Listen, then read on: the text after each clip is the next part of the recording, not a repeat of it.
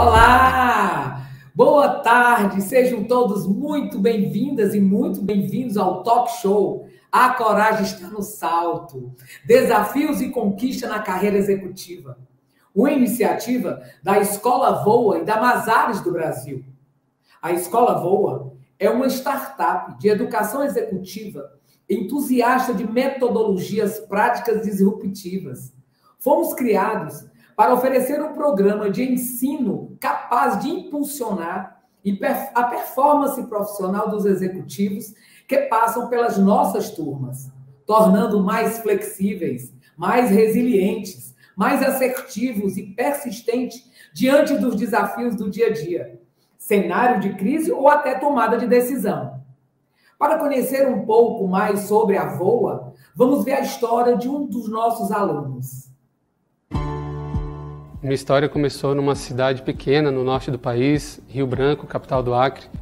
Ali com 14 anos, mais ou menos, minha família comprou um computador e desde aquele momento eu me interessei muito por esse tema, né? Tanto que um ano depois de estar ali acostumado diariamente com aquele computador, eu deixei a minha cidade para me preparar para a Faculdade de Ciências da Computação em Florianópolis, né? Passei no vestibular, cursei a faculdade e 2 anos depois disso tive a oportunidade de fundar uma companhia de tecnologia com 4 amigos e isso de fato representou o meu primeiro grande salto.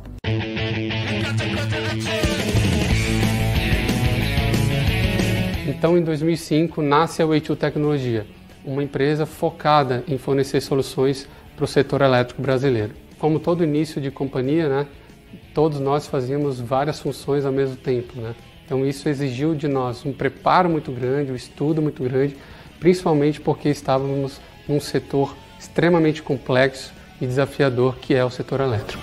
Eu consigo atribuir aqui boa parte do nosso sucesso ao treinamento que nós tivemos dentro do setor elétrico, mas também proatividade em relação aos estudos, né? Não só a dos fundadores, mas também do time, né?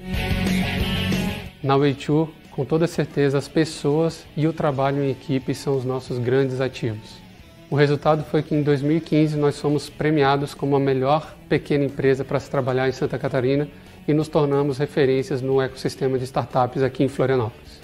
Apesar disso, por conta de uma grande crise no setor elétrico, nós tivemos um ano bem difícil em 2016. Como toda empresa tem seus altos e baixos. A gente entendeu que precisava de ajuda externa nesse momento. Então, decidimos juntos criar um conselho de administração que representou um novo grande salto da companhia. Não foi fácil, tivemos que criar um novo mindset dentro da companhia para nos adaptarmos a essa nova realidade. No mesmo ano, nós fundadores decidimos juntos criar algo totalmente novo. Criamos novos produtos que endereçaram uma nova fase de crescimento da companhia mais acelerada.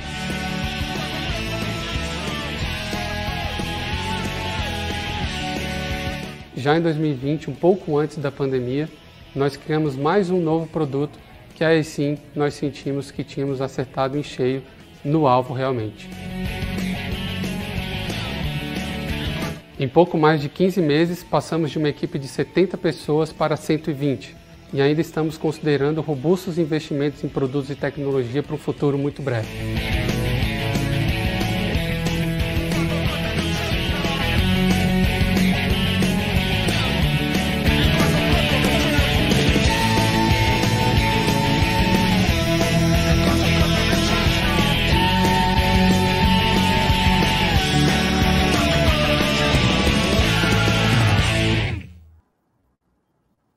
E se você quiser saber mais sobre a Voa, nossos professores, os cursos, basta acessar o site escolavoa.com.br. E para ficar sempre atualizado com informações relevantes, basta nos seguir nas redes sociais, no Instagram, no Facebook, no LinkedIn, no YouTube. Basta nos procurar escolavoa.com.br.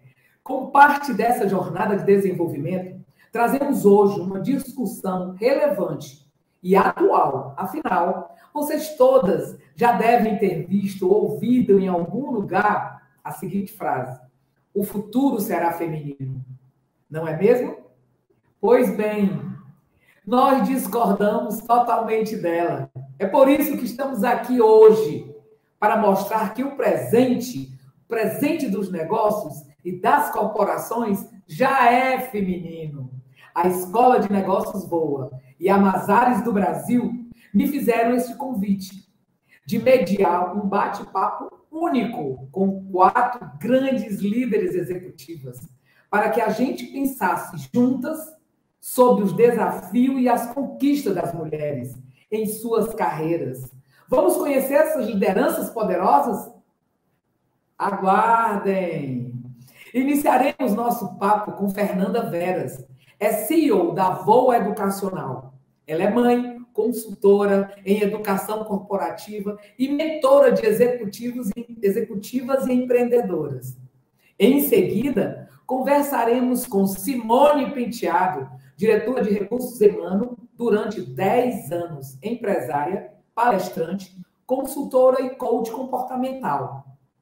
Nossa terceira líder convidada é a diretora financeira da consultora Mota Machado, Mônia Raquel Reuser, trazendo os desafios de conciliar carreira e família, Milena Bizarri. Ela é profissional em RH, é marketing com mais de 15 anos de experiência. E mediando esta conversa, excepcionalmente, aqui estou eu, Madalena Matos, além de ser mulher, sou mãe, sou irmã, né? E agora um título mais maravilhoso, sou vó. Tenho um projeto chamado Mundo Mulher, que abraça todas essas mulheres maravilhosas. Criei também, eu tenho um projeto, a Escola de Palestrante, além de ser palestrante, além de ser mentora e professora universitária. Pode contar comigo, hein? Agora vamos iniciar o nosso bate-papo? Podemos iniciar o nosso bate-papo? Né? O nosso primeiro tema, liderança feminina, obstáculos e caminhos, com Fernanda Veras. Olha só o currículo dela. Fernanda é CEO da Escola Voa, mãe da Manu, do Rafa, da Lara e do Lucas. Fernanda é engenheiro civil de formação, executiva com mais de 25 anos de experiência de desenvolvimento do executivo por intermédio da educação corporativa. É apaixonada por educação executiva e liderança feminina. Olha aí ela, linda e poderosa. Vamos lá, Fernanda. Olá, boa tarde. Boa tarde a Simone, Madalena, Mônia, Milena, e todas aqui que estão reunidas hoje para nos ouvir. Eu vou iniciar minha fala parabenizando a Mazars pela iniciativa de desenvolver esse pontapé inicial, desse momento que deve ser o primeiro de tantos outros que virão, onde a gente ocupa um espaço para discutir as questões do nosso universo feminino, não é? Então, eu gostaria de parabenizar, a Milena Bizarri é uma das nossas convidadas hoje aqui, vai falar com vocês, mas desde já eu deixo aqui o meu agradecimento, minha gratidão por poder conduzir esse evento tão bacana. Okay. Essa pergunta que a Madalena fez sobre os principais obstáculos... Quais os principais obstáculos que as mulheres têm encontrado em sua jornada ao topo? Que obstáculo você enfrentou para ser executiva tão bem sucedida, Fernanda? Essa era a pergunta. Perfeito.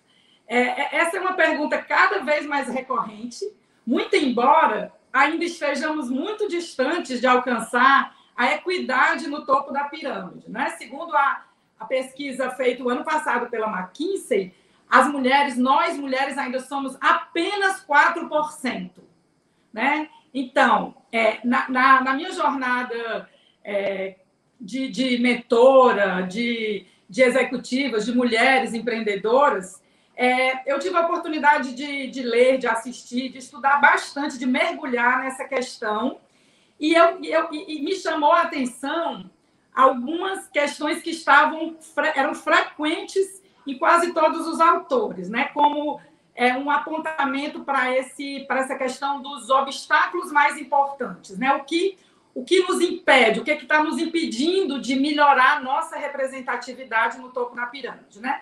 uma das questões que eu considerei assim muito que eu concordo e por isso trago aqui para vocês, tá?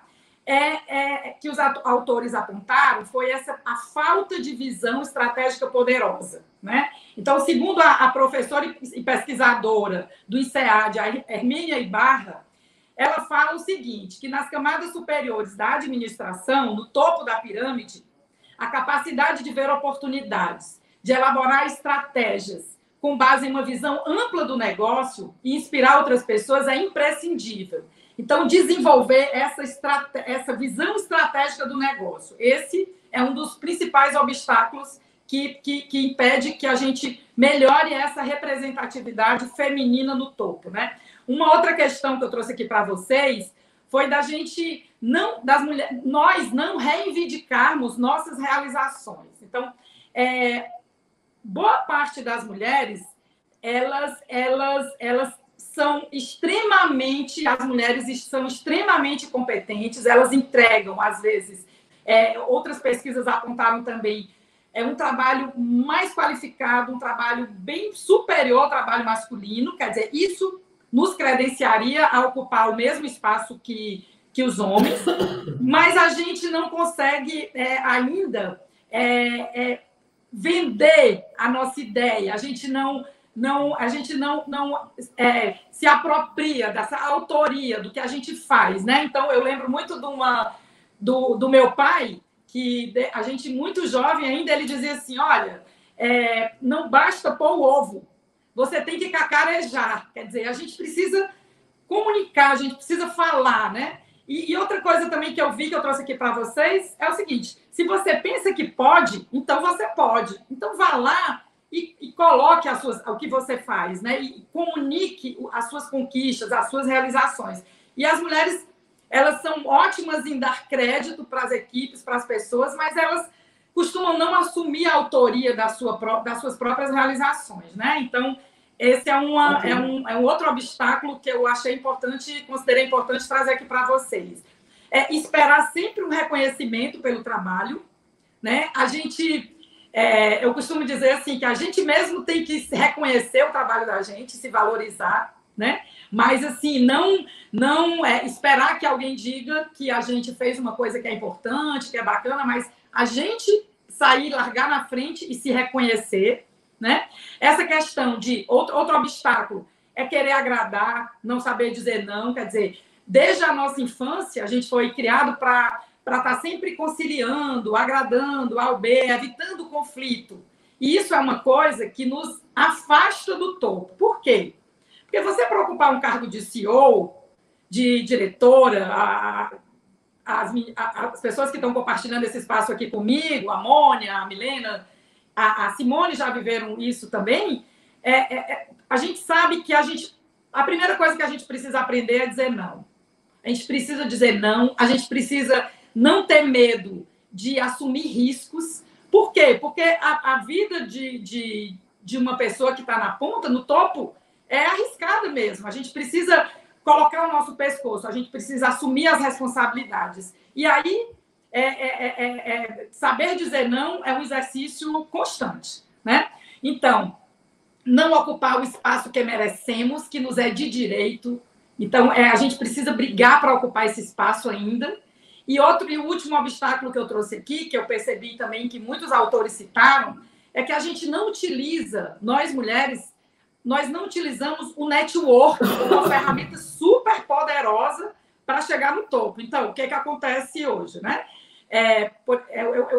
Eu tiro por mim, porque quando iniciei a minha carreira, eu passei muito por isso. Nós ainda hesitamos de usar o network para fazer contatos, para fazer negócios, e o network é um ativo super bacana, super importante, imprescindível, que a gente se relacione com a nossa base de contatos, com pessoas que vão nos ajudar nessa autopromoção, que vão nos ajudar a nos conduzir a melhores lugares profissionais, e para isso a gente precisa administrar e cuidar do network, né?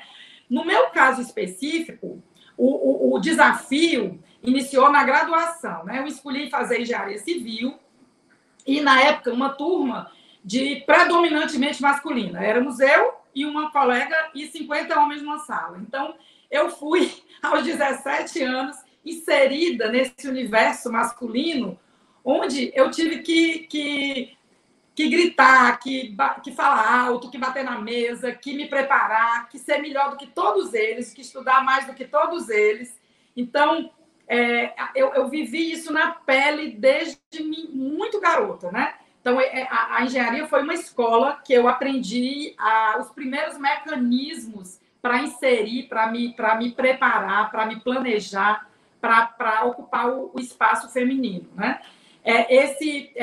Isso fez assim que desde esse ambiente acadêmico eu precisasse buscar formas de impor a minha voz. Quer dizer, para me falar, eu precisava falar alto, eu precisava ser ouvida, ser respeitada. Então, eu procurava me preparar para tudo que eu ia fazer, eu me lançava para que eu pudesse me projetar dentro de uma turma enorme, né? Então, mais à frente, quando eu me inseri no mercado de trabalho, somou-se a esse desafio, eu comecei a trabalhar muito jovem, tinha 18 anos, ainda começando a faculdade de engenharia, entrei na faculdade com 17, mas o primeiro obstáculo que eu percebi, já entrei num cargo de gestão, sempre fui meio metida mesmo, então já entrei com o cargo de coordenação, depois eu fui superintendente da CDL de Fortaleza com 26 anos, com 500 funcionários abaixo de mim. E aí juntou a toda essa questão, somou-se a esse desafio, que eu fui mãe muito jovem, 26 anos, eu tinha 3 filhos pequenos. Então, eu precisei conciliar as atividades profissionais com a maternidade e toda a pressão social, né? Porque era uma pressão assim, as pessoas não podiam saber que eu tinha filho, que eu tinha meus compromissos em casa, então eu procurava, no início, era quase como se eu sentisse que eu precisava espelhar um pouco do comportamento masculino para me fazer ouvir. Então, o meu início de carreira, eu passei por esse desafio. Eu não usava um batom, eu não usava uma saia, eu trabalhava de paletó. Eu comecei quase como uma figura masculina. E depois eu percebi o poder feminino. Como a gente conseguia administrar pessoas, como a gente conseguia ouvir, como a gente conseguia conciliar, mediar. E aí, isso foi interessante, porque enquanto eu vivia essa projeção na minha carreira, eu via meus filhos em casas praticamente sem mãe, mas olhando o meu exemplo e como eles cresceram de forma independente, né? Isso foi muito gratificante, quer dizer, eles aprenderam pelo exemplo, não foi assim, eu em casa fazendo com eles, mas foi pelo exemplo que eles viram na minha vida profissional, o exemplo foi que ajudou-os a ser tão independentes, a resolver problema, a tomar decisão. Então, foram N situações e tudo isso é muito jovem, né? Ok, Fernanda, ok. Gerência média são muito bem sucedidas. Mas quando chega o nível sênior, a participação feminina cai bastante, né? Infelizmente. Na sua visão, por que isso acontece? Madá, eu tenho uma opinião de que a mulher, ela, de uma forma geral, ela ocupa muitas funções, né? Então, ela acaba ficando extremamente sobrecarregada, sem tempo para investir na construção dessa jornada para o topo, né? Então, ela tem uma preocupação, nós temos uma preocupação em entregar um trabalho bem feito, mas, ao mesmo tempo, a gente precisa equilibrar a família, né, os filhos, o marido, outras questões que ocupam a nossa jornada e que não nos deixam tempo para pensar em como construir essa ponte para o topo. Então, eu acho que essa questão dessa multitarefa danosa, né, o fato desses múltiplos papéis que nós desempenhamos é um obstáculo para que a gente consiga chegar ao topo. E como é que você vê, Fernanda, que competências específicas, né, são mais importantes nesse novo momento, vamos dizer assim? Quais são essas competências, né, tão importantes? Eu penso que nesse novo normal, nós devemos fazer o que é importante, focar no que é importante, delegar bem, aprender a delegar, coordenar muito bem e ter tempo para o futuro. A gente precisa focar nos problemas mais importantes, usar o princípio de Pareto, né? Investir naquilo que dá o resultado melhor para a gente, colocar o olho lá na frente e focar em questões importantes para que a gente possa construir essa jornada, né? Aprender a delegar de forma inteligente é uma skill super importante, porque a única forma da gente conseguir crescer e se projetar é delegando, é preparando as pessoas para assumir posições, é dando autonomia. Isso é extremamente importante para que a gente possa ter tempo, esse ativo tão precioso, ter tempo para investir na construção desse futuro.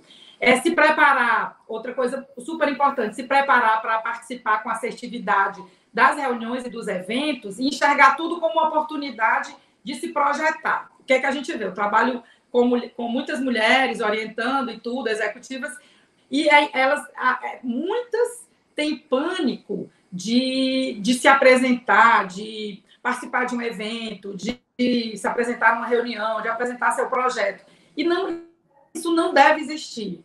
Nós devemos estar sempre preparadas, porque esse exercício de participar dessas reuniões, de participar das lives, de defender aquilo que pensamos, as nossas ideias, os nossos projetos, esse exercício ele nos prepara para que lá na frente a gente possa participar dessa escalada, de você poder estar num cargo mais alto e já ter essa preparação, né? De você conseguir projetar sua voz, né? Projetar seu speech, né? Seu jeito de colocar, vender a sua ideia, né? Então, é muito importante essa preparação, essa skill da comunicação, da assertividade, é essencial. Ok. Fernanda, você acha que em algum momento você sofreu algum preconceito ou a questão de gênero nessa sua vida profissional, nessa sua super carreira? Sempre, Madalena. Assim, sempre foi muito difícil. Quando eu comecei na Câmara de Dirigentes Lojistas, eu era uma mulher no meio de 34 homens num conselho e acontecia, assim, eu não sabia por que acontecia, eu não sabia que nome era dado, eu não sabia que tinha livros e livros explicando que era isso, mas a gente sofria do que hoje eles chamam de mansplain, né? Que era, eu sempre gostei muito de estudar e sempre que eu ia para uma reunião dessas para apresentar um projeto para o conselho, eu me preparava, eu sempre fui muito criativa, eu apresentava uma ideia, e aí, de repente, eu estava aqui falando de uma ideia vamos falar sobre um projeto para o centro da cidade de Fortaleza, sei lá, alguma coisa, um projeto de uma grande promoção para aumentar as vendas e tudo. E aí, de repente, tinha alguém que pegava exatamente a minha fala e dizia, eu quero falar, levantava e falava o que eu tinha acabado de falar. Então, esse era um tipo era maldoso, sabe? Era assim, E eu pensava, nossa, eu cheguei eu era tão atrevida, como dizia meu pai, que eu bati uma vez na mão de um diretor, eu falei, olha, essa fala é minha, eu acabei de falar isso aí. Você está repetindo o que eu falei, você está roubando a minha ideia. Então, assim, era uma questão era um preconceito, né?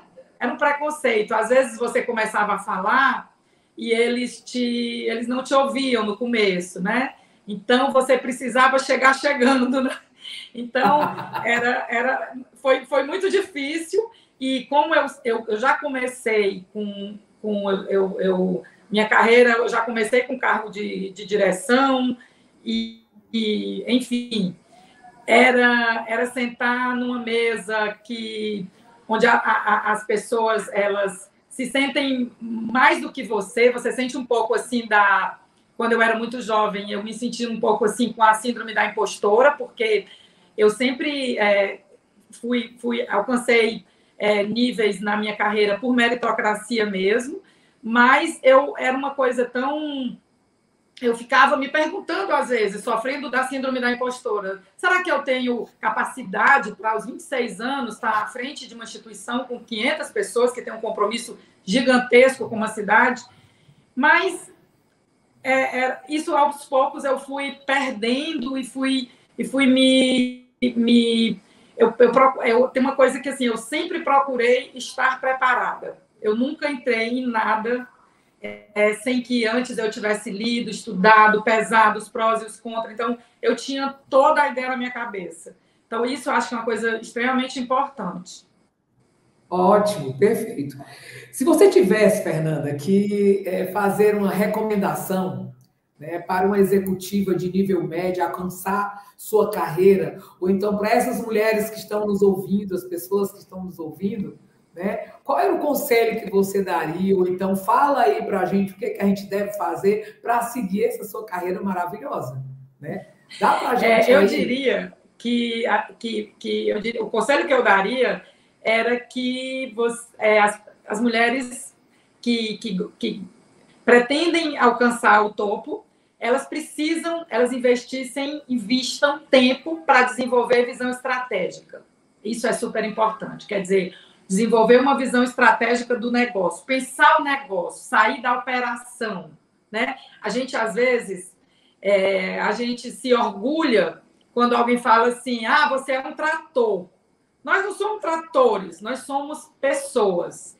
E como pessoas, a gente tem o livre-arbítrio para escolher onde é que a gente quer colocar a nossa energia. Então, eu acho que, se eu pudesse dar um conselho, eu diria, invistam no desenvolvimento de uma visão estratégica para o negócio. Como eu vou trazer mais recurso para o negócio, como eu vou me tornar importante para o negócio, né? Quer dizer, o que é que eu posso trazer numa visão estratégica, fora da sua caixinha, né?